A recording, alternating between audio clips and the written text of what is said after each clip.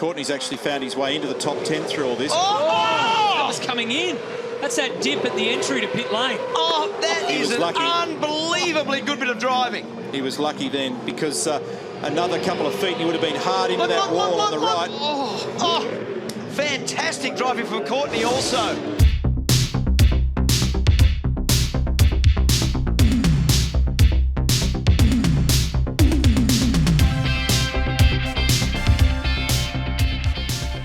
That's right, we're upside down, but right side up. Welcome to another edition of Flashback to the Track, the podcast that takes you back to the track that you never thought you were at because you probably didn't watch the race. Well, if you didn't, that's cool. Then you get to learn something. If you did, we'll probably teach you something again. I'm James. Mark's with me on the other end. How you doing, Mark? Fantastic, James. How are you doing?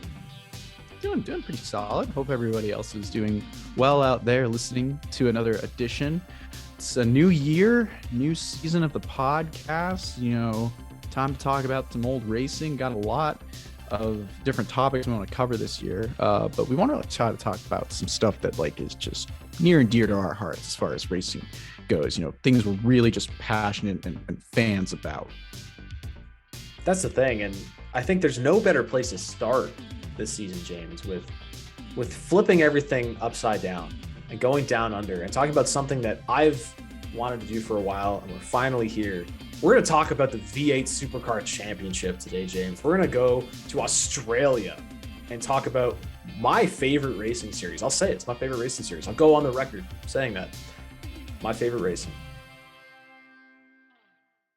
So Mark is a huge fan of V8 Supercars, as you can tell. He's what are you, a pass holder of the streaming service too? Oh, I am. It's very affordable. It's $50 a year for everything. And what is that called? SuperView. Everything's super. It's Supercars, SuperView, super everything. All right.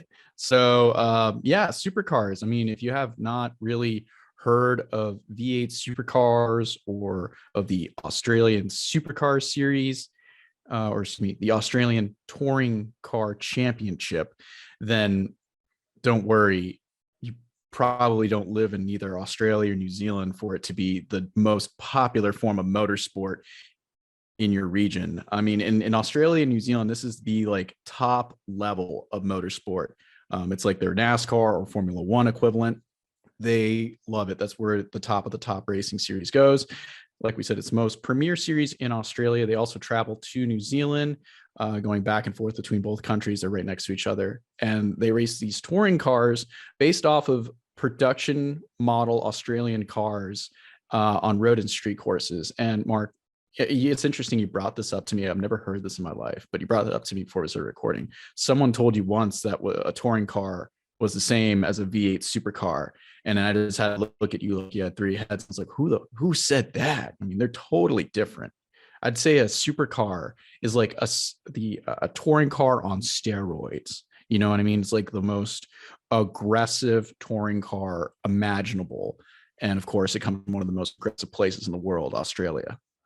Yeah, and the thing that really makes supercars unique is that, like you said, that using cars that are native to Australia. Now, that's changed a little bit in recent years, but using the Holden brand, which is the GM, it's like Chevy in Australia, and the Ford Falcon, which is a car that you can only buy in Australia. They've gone now to the Mustang and the Camaro. So those brands aren't really represented anymore, but for years and years and years, that was the big thing that Aussies could really get behind. It was a series that used cars built and designed in Australia. So, and it was just unique. I should have worn my Holden shirt, James. What the hell am I doing? I didn't even wear my Holden shirt today. I know. And you also called Holden's Chevrolets. They were making them in the Pontiacs, man. That's what, I mean, if we're looking at those cars back in the day, technically the Holdens were the Pontiac before Pontiac went to rip. It's now since been replaced in America. supercars with Chevy. So that's what I should have said. So my bad on my. Yeah, because Holden doesn't exist anymore. Just General Motors destroyed Holden. And yeah, they had some other manufacturers you kind of mentioned earlier, like Nissan, Volvo, Mercedes. They would come into the sport over the last couple of years. And it's been good to see that because probably for the pride of Australia, that Holden Ford battle is it stands the test of time in that country. It's like, you know, Ford versus Ferrari to some people, or, you know, Chevy versus Ford here. You know, there's just those two sides that people are on, and it's like, which is the best of the best. And they had the best proving ground for it, which was the Supercars series, to see which was the best of the manufacturers. Yeah, and that's just what makes, you know, Supercar Championship so great. When you see the races on TV, you see the fans with massive Ford flags, massive Holden flags, and they're just like, they're a fan of that brand. And that's just really cool to see. So it's very similar to Formula One in that way, where fans are a fan of a brand more so even than a driver sometimes. So we'll do a little bit of Supercars 101 if you're not familiar with kind of how this series works. So it has a very unique schedule, different types of events. So they have 125-kilometer sprint races, which are about an hour. They have some 250-kilometer races, which take about 2 hours. And they also have endurance races that have a co-driver involved. So normally it's a one-driver series like NASCAR, but sometimes they'll add a co-driver for certain events. So the series, obviously most prestigious race is the Bathurst 1000, which is the endurance race that last couple of years has been the finale, but usually it's about the fifth last race of the season. It's a few before the end. And that's at the Mount Panorama circuit in Bathurst, which of course is, you know, one of the most storied racetracks in the world. And they break their races down, rather than having all individual races, they have rounds. And other than endurance races, rounds will feature multiple events in a weekend. So if a sprint round will have 3 of those 125-kilometer races, like 1 on Saturday, 2 on Sunday, and then they'll have like 1 mandatory pit stop just for tires. And then the 250-kilometer weekends, a normal distance race, they'll have 1 on Saturday and 1 on Sunday. And they'll usually have refueling in those races, a couple pit stops. And then of course they have the enduros, which are much longer. So it's just unique in the way also that it has some of the most, like I would argue, some of the world's top racing drivers that a lot of people just don't know about because they're from Australia and that's where they race, right? So some of the best guys have come over and raced in sports cars and other series and just been super fast, but they fly under the radar because they're literally under the radar. In any ways, they are the best drivers in Australia and New Zealand, and it shows, and it's a big world, so it's hard. I would like to see like which is the best driver, which continent has the best driver. Interesting to see like a competition to see who is the best geographical driver in the world, because I feel like the Australians would give the Finnish a good run for their money. Those Finns on their ice though, man, racing on ice is just like, it's a different breed, man. I feel like they're both different breeds, you know what I mean? So I feel like they would be like, I don't know, they would get the best out of each other. They would. That'd be something. I'd pay to watch that. A co-driver who's a Finn and the other co-driver is Australian. Every Australian in the Bathurst 1000 must have a Finnish co-driver. New rule for 2022. You heard it here first. Let's talk about the broadcast a little bit, James. So the broadcast in Supercars is like world renowned for just having like a very high quality broadcast that's modeled very much after F1 in just the way that they call the action and inform the viewer of things, but they also just like have fun and there's some humor between the commentators. And the big thing, James, is the unique camera angles. Like they just get you so close to the action. I feel like it's better than Formula One because, you know, unlike Formula One, you know, when you have one outlet for everything, I think it cleans up the program and allows it to be much more lighthearted and humorous and unique in its own way, but like just so personable with how much access they give you from, you know, the in-depth audio when they plug it in to hear team communication and team orders to just the in-depth angles of the pits. I love seeing the behind the scenes when you see behind the box and you see the engineers working and calculating things with the race strategists. Love those shots. And they offer those. And then probably some of the coolest things that they had during this race, loved the crane shots. It took a lot of effort to set those up outside the corners, but those crane shots add so much depth. And that makes me think of a Formula One broadcast, especially like if you think of like certain races where they go to hairpins, super tight low, and as they come through the corner they pan out and go wide and you see the crowd in the corner as they hit the apex. It's so beautiful. It really sets the scene, and they have so many beautiful settings to go to do this. So the broadcast team does an amazing job, and the feel of the race too, not just to mention the atmosphere of the track, feeling how fast those cars are going with the gopher cam on the bottom and wall cam with the super cheap auto, little decals everywhere. Just love it. And you really see how close the drivers get to the walls, which is insane. You'd think there would be a lot more proximity. It's such a long race, and consequences on a street course are so real, but these drivers eat up track limits. They are using every available inch and then some. It's insane. And it's great that the broadcast showcases this. Today's race is going to be on Broadcast Channel 7 Network. Remember 7 Network from that beautiful 1993 Australian Grand Prix coverage. Oh, they do such a great job. We have the legendary supercar voice of Neil Crampton, former driver himself, and 5-time Supercars champion, Mark Skife. And he'll be joined by Matthew White, who's going to be the play-by-play color commentator.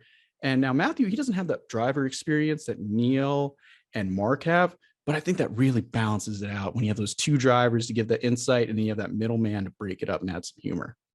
That's the thing, is having someone who can really just, call what they're seeing on the track. And then you get that insight from a 5-time champion and then Neil Crompton as well. And nowadays it's just Crompton and Scaife by themselves, and they call the race like they're good to go. So, but back then they did the 3 commentator thing.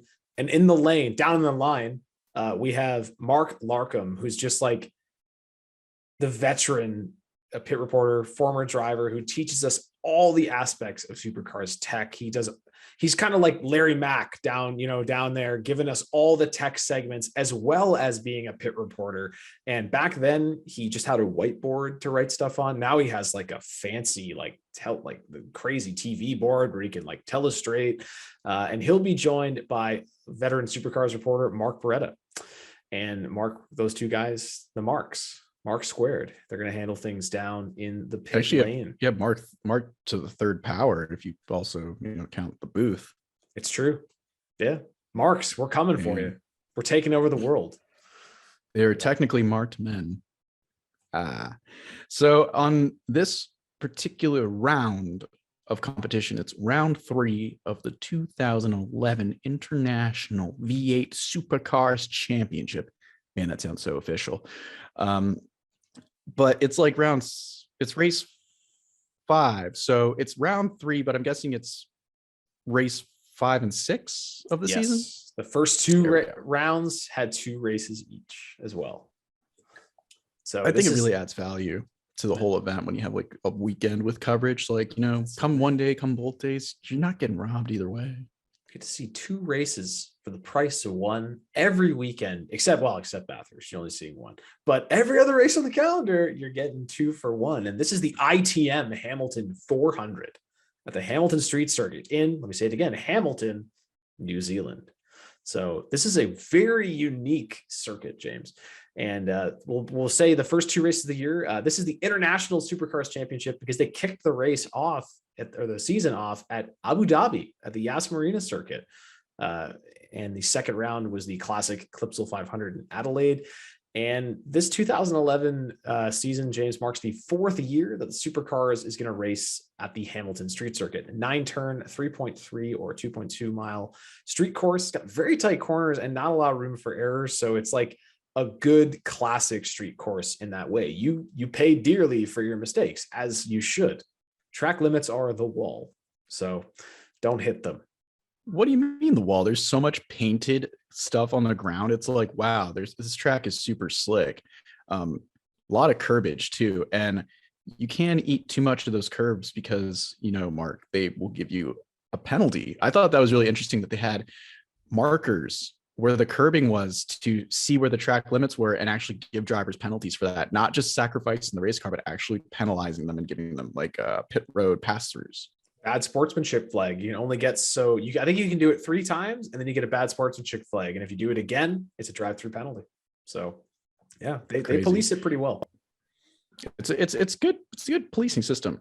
And then so far at the Hamilton circuit, the only 2 drivers to have won there are Garth Tanner and Jamie Wingcup, both who are heavy favorites to repeat. So, if we listen to the experts in 2011, Mark, no one else is going to win today. It's going to be one of those two guys.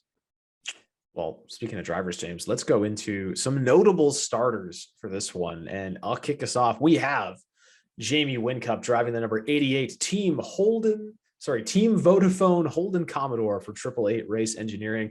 88, man, for the 888. I always loved how many eights that team had in their lineup. Yeah, like all the eights. But then when they added the third car, it wasn't number 8.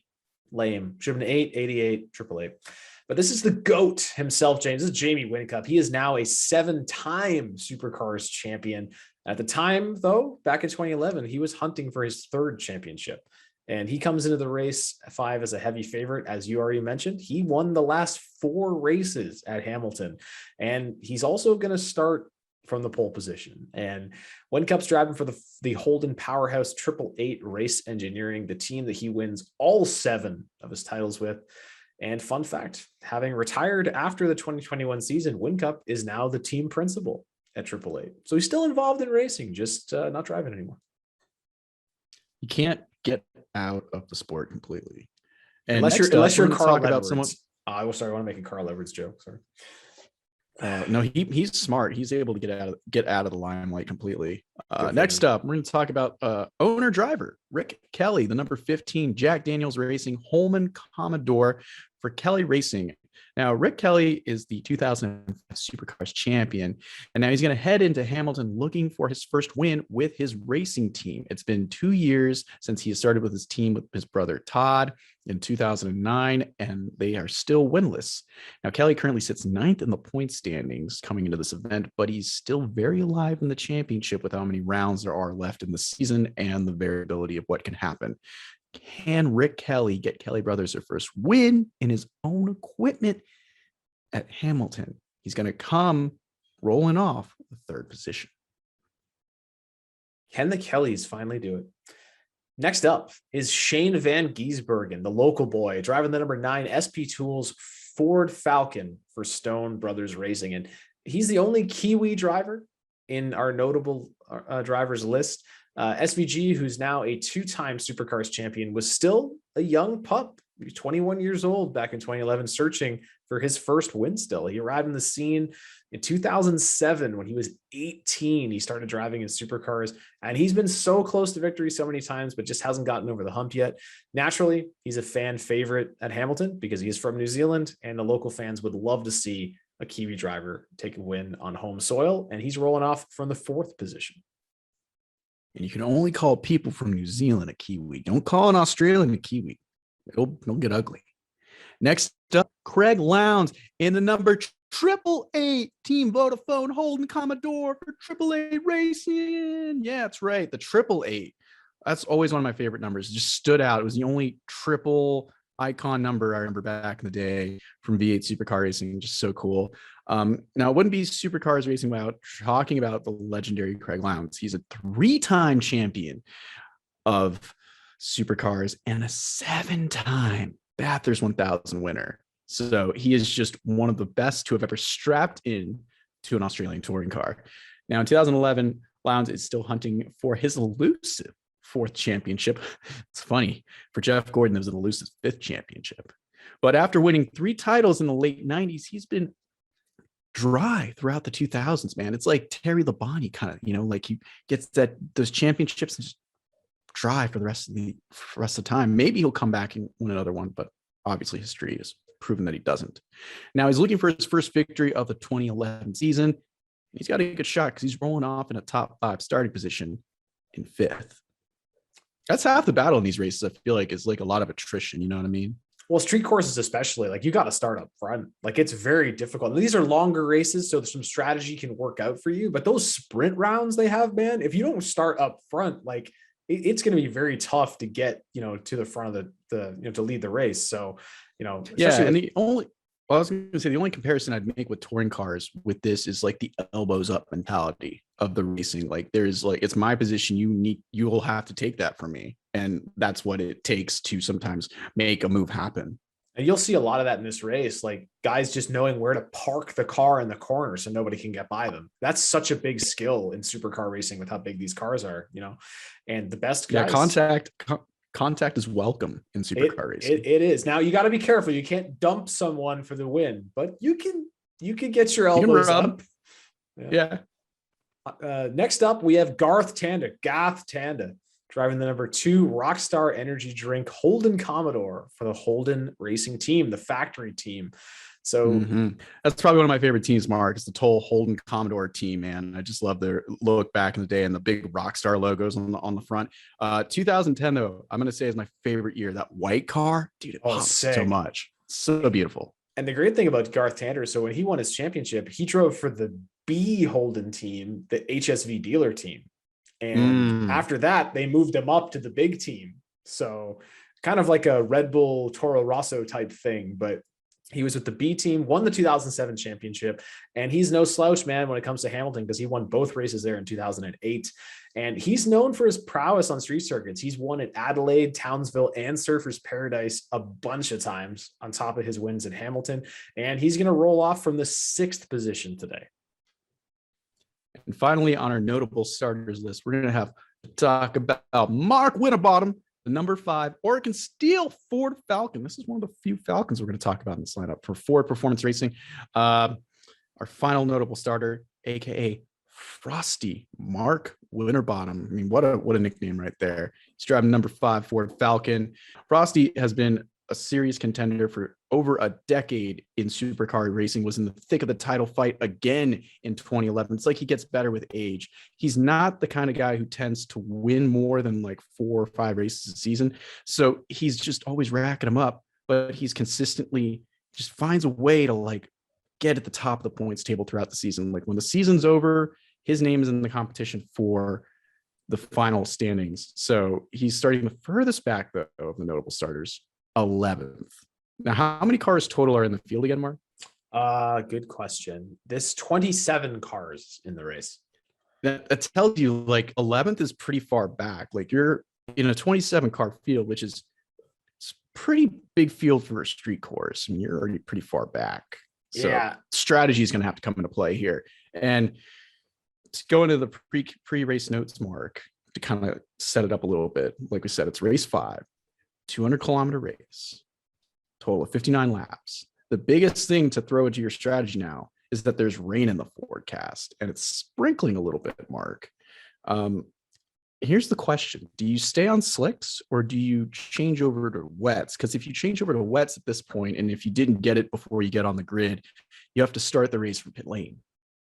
Yeah, so that's the discussion. I think everyone in this race decides to start on slicks because there's not enough moisture to risk running on wet tires. Because I think the delta, if you went out on a wet tire, you'd be 7 or 8 seconds a lap slower, and you'll be lapped before the rain comes.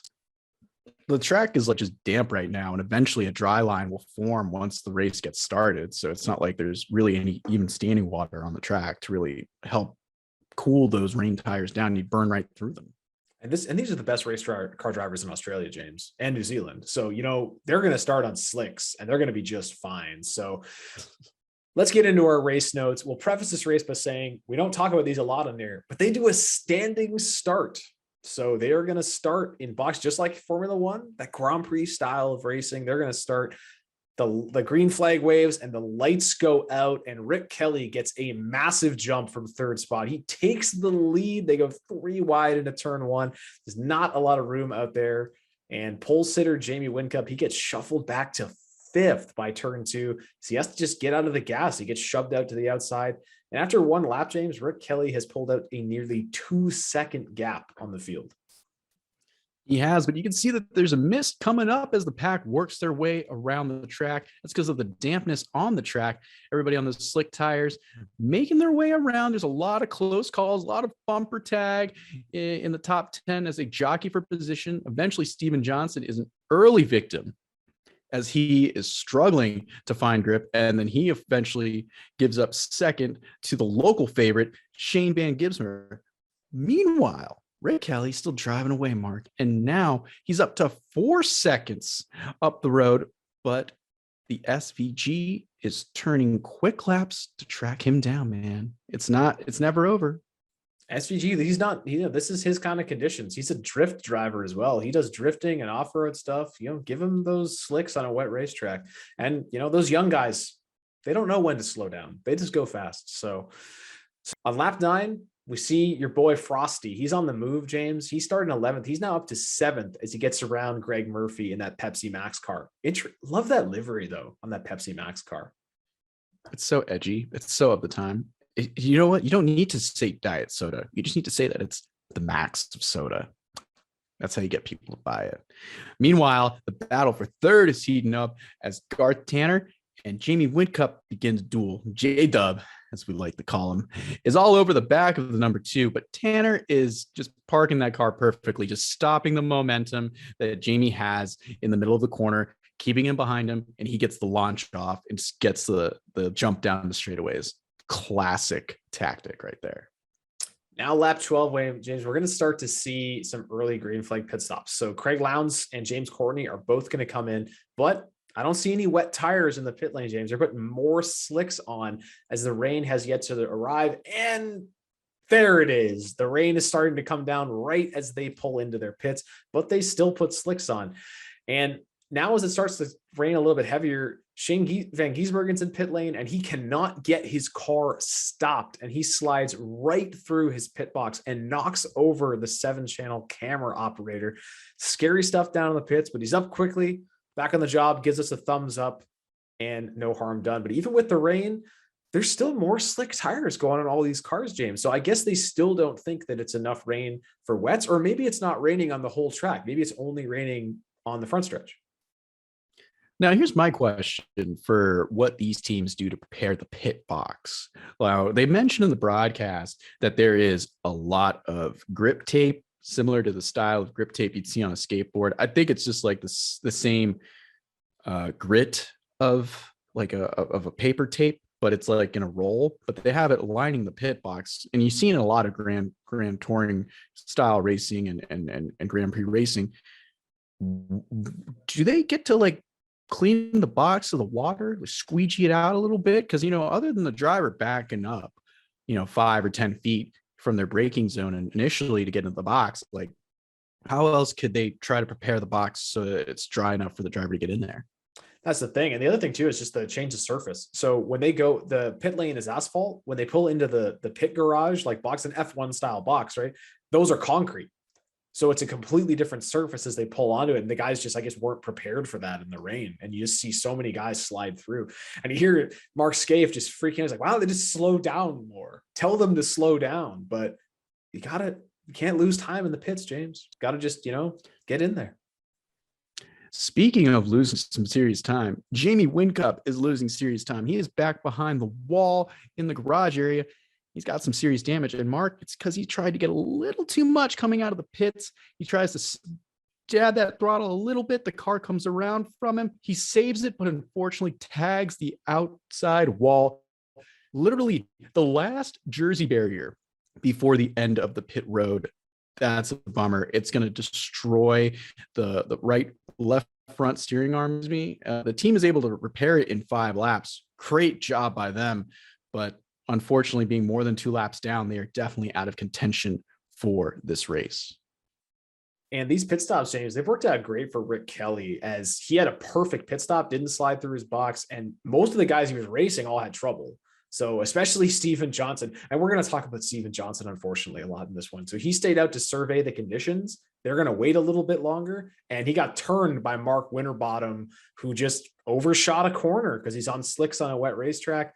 And now some of those cars that ran longer are all starting to come in for wet weather tires. It's too wet for slicks right now. Too wet. It's pouring, man. Look at that. Looks like Vietnam when you're looking at pit road. Jesus, a wall of water. and speaking of wall of water, now there's a wall of cars coming down pit road. This is just going to work out perfectly for the guys who ran long and then took wets on their first stops, because now the conditions for the track are playing right into their favor. Yeah, they're like a pit stop ahead now. So now, James, we're going to be treated to some of the craziest hijinks you're ever going to see on a pit road. So Rick Kelly comes back in for wets and he almost bins his car entering the pit lane. Like, this is remarkable. This slow-mo footage they show, how did he get it stopped and not hit the wall? He's skating on ice. You know why? Like. He never looked at that tire barrier in front of him. That's the thing. It's like, look where you want to go. That's what they teach you in driving school. Right. No, they don't even teach you in that driving school. That's just instinct. And that's what Kelly did. And he was just skating towards the right, towards that wall of tires. And he just barely gets it corrected back to the left, shifts back to the right, and then he's on pit road. Though, unfortunately, Mark, there are a couple of drivers who aren't so lucky because there's a stack up of cars in the pit entry, including Russell Ingall and Shane Van Gisbergen. His troubles are just continuing. Now we have a local yellow waving on the pit road entry, but it's getting a little crazy, man. Even with those flags, there's still too many people coming in there hot, and the stewards are not going to like that. Yeah, they're not too happy with Shane Van Gisbergen barreling through there with yellow flags. Going, but can't get us stopped, man. Like, and back to the on-track action. Well, so sorry, go ahead. What I was going to say there, the stewards reported that there was oil on the pit road. I don't know if that was before the incident or afterwards, because, you know, there was some damaged race cars that probably dropped fluid after the fact, but before, was that the contributing factor to this, or was everybody just getting on the pit road way too hot, getting a little too much in that area? Cars are running wide everywhere, ducking down escape roads. The rain has made driving nearly impossible. We get an onboard look. This is an incredible shot, James. I've never seen this before. We're in his pedal box looking up at him. So we're the pedals for this shot. And it shows how difficult, how much he has to feather the throttle and the brake during these conditions. He's in full tap dance mode and he's in the fence. So we get to ride with him. Well, he's now put it into the wall. Fortunately, it's just a minor incident. He gets it going again. So even the top drivers in this series are struggling to keep their cars on track with full wet tires. Like, it is just undrivable conditions. Yeah, and James Gordon is no slouch. So for him to go off like that, you know, it's just the smallest of mistakes in a very dangerous situation where, like, you know, the smallest of mistakes lead to something happening. He's the reigning champion. He's the reigning champion. So, yeah.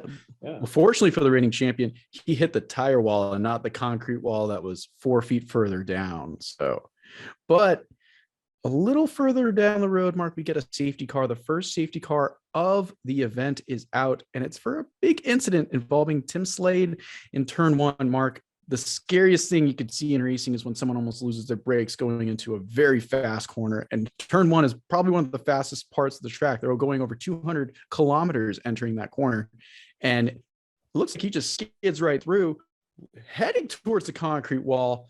Fortunately, he hits the tire wall, and it does an amazing job to help slow him down before he meets that concrete wall. Yeah, crazy stuff. It's remarkable footage. Like, you just see him in the slow-mo when they show he hits that wall, and it just takes so much inertia off of the car before he does eventually make contact with a concrete wall, and he's able to walk away completely unscathed. It's incredible. He needs new pants, though, and we'll get it to him. It's insane. Back to the green flag on lap 31. The racetrack is still very slick and wet. The running order is all over the place due to some teams taking some extra pits, making some extra pit stops for wet tires. No one really can make it to the end on fuel quite yet. But Rick Kelly is effectively the net leader, running back in 10th position. Mark, explain that. How is he the net leader?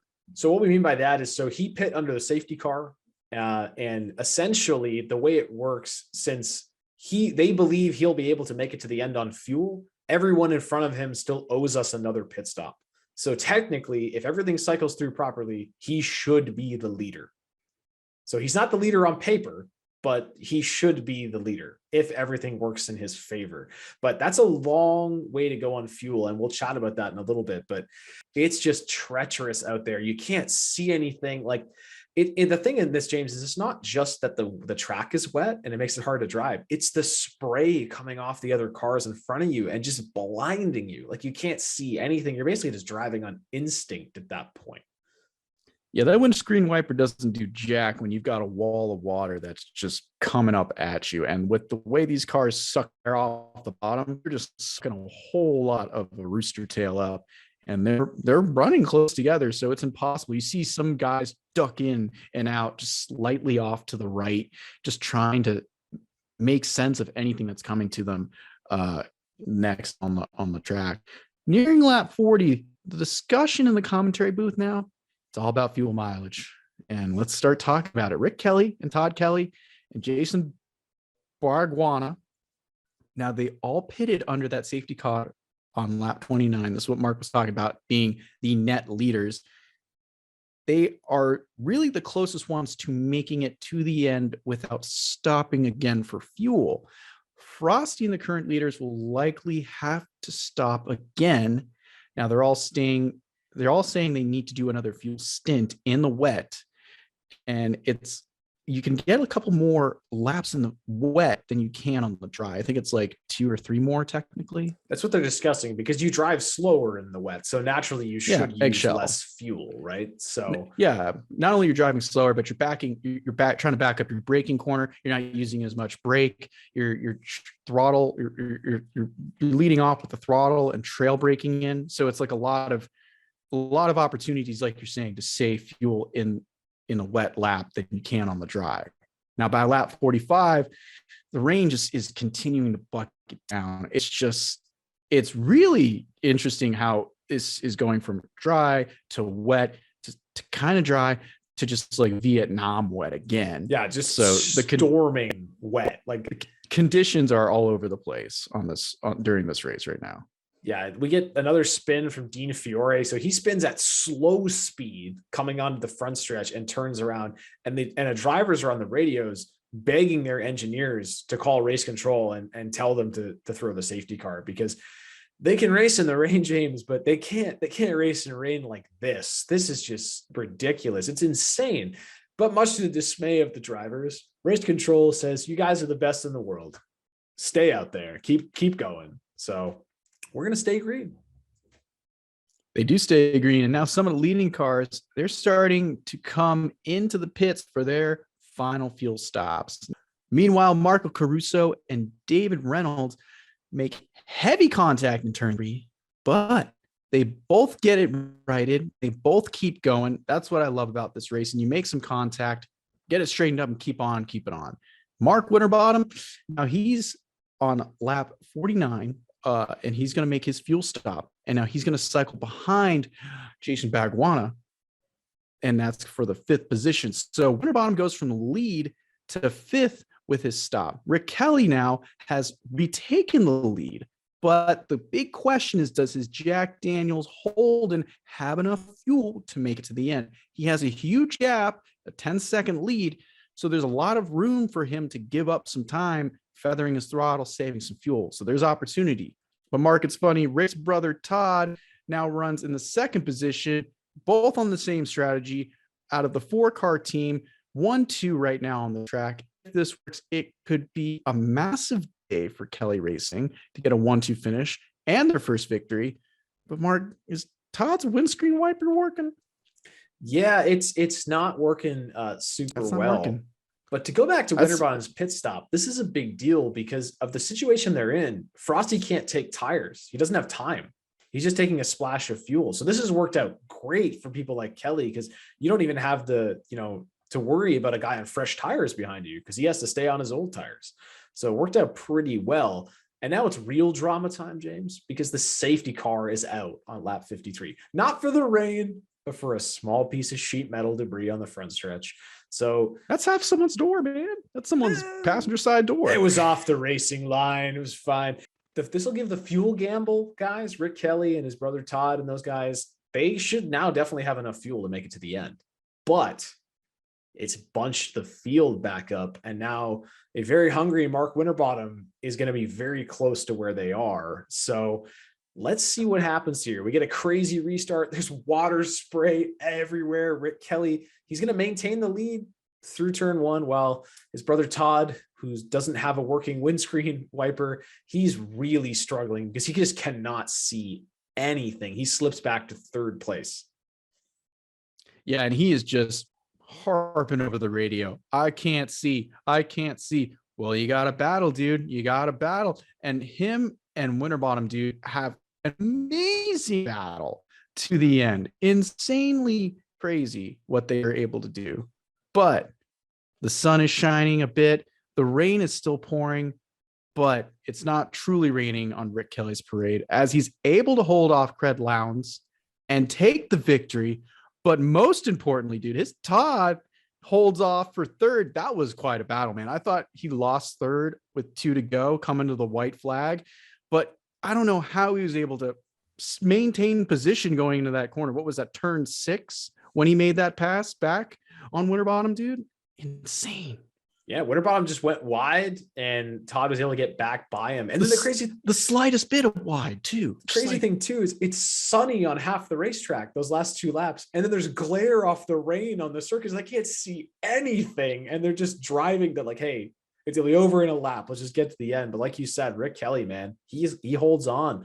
He takes the win in race 5, the Hamilton 400, and it's the first win for Kelly Racing, and his brother Todd comes home in third. They get both Jack Daniels cars on the podium, but unfortunately, James, for the Kelly boys, they can't party too hard tonight because they have another race tomorrow. Yeah, that's what sucks about winning race 1. You can't go too hard and enjoy it, but it's really cool to see that. Seriously amazing battle for third. That was just an amazing 2 laps. I'm glad they really focused on what was happening there and understanding that Rick probably had the victory, barring anything crazy happening, and to focus on really what was the true action on the track. Commend V8 Supercar for that. That was really good coverage on that end of that race.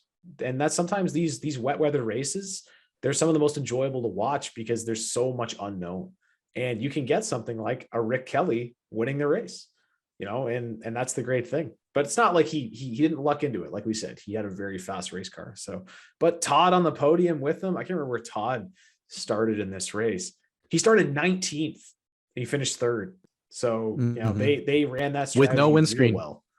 Yeah. And it couldn't see a damn thing the whole time. So yeah, no windscreen wiper. So insane for him to do that. I can't believe he made that pass. Just, I don't know how much room he needed, but like there wasn't much room there to tuck underneath him and go and make that pass for third. Just insane. I still can't get over that.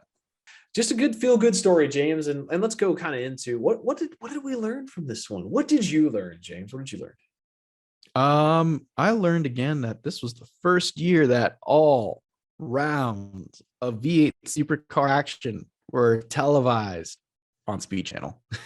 This was the first year that they did it, and they had I think they did the Bathurst thing with Mike Joy and Daryl Waltrip.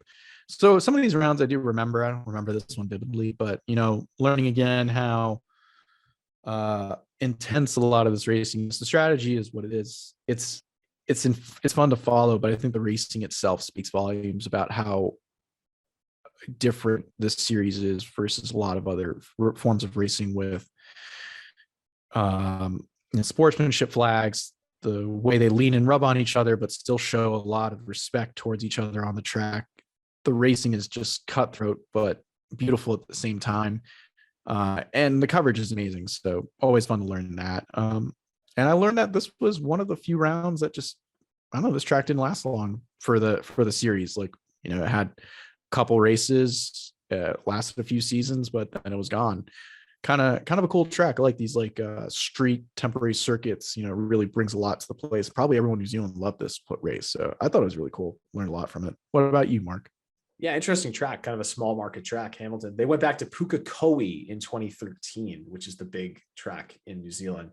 I learned, James, that Supercars always delivers. They just always deliver.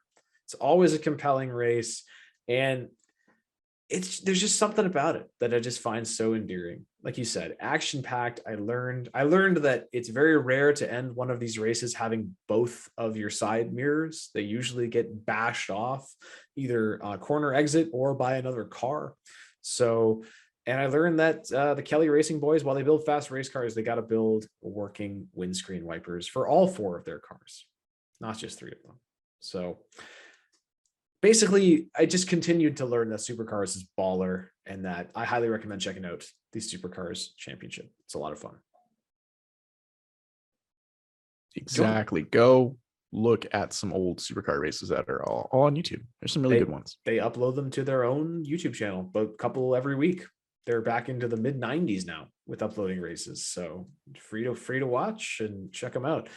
James, if you had to rate this one, what ranking would you give it out of 10?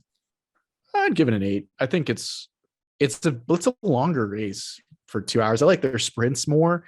I and the sprints are more fun. Some of the enduros are cool, like the Bathurst and of course Gold Coast.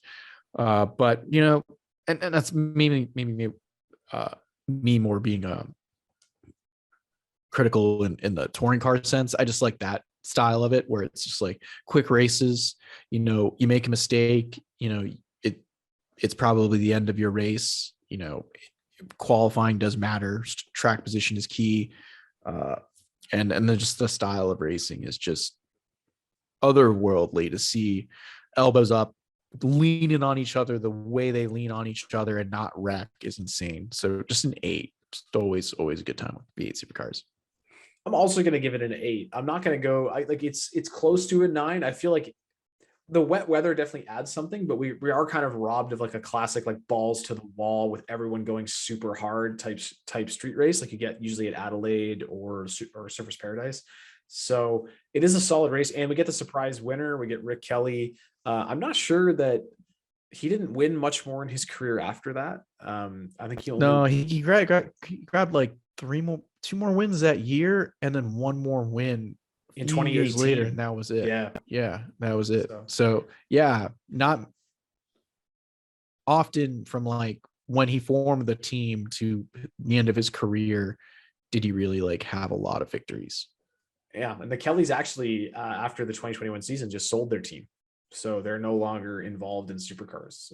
So they finally sold off the team, but they did actually a couple years later go on to become one of the coolest teams in supercars because they ran the Nissans. They were a Nissan Motorsport factory Nissan team. Those cars, they weren't super fast, but they were so cool looking. They had the Norton antivirus cars and the Jack Daniels cars, and they looked bad. I still remember the number 360 Norton antivirus car, which was just such a cool race car. So they were an awesome team. They gave a lot of drivers opportunities that may not have otherwise had opportunities. They didn't win a lot, but they were really cool race teams. So yeah, supercars is great. There's so many good stories in supercars. There's so many compelling, just compelling driver stories to tell. And that's why it's just such a fun series to watch. I think the biggest thing for people to take away from this is really how small your world can be. And by that, I mean, like when you look at things in your lens, the depth of your lens is sometimes as far as what you see and what you interact with in your life. If you've never been exposed to something like this, you don't know it's out there. You don't know that there's these drivers driving at this level and competing in a series that is this insane. So, the biggest thing is to always broaden your perspective, be open-minded to take in things like this. Cause like, a lot of people, they are fans of what they like and they like it.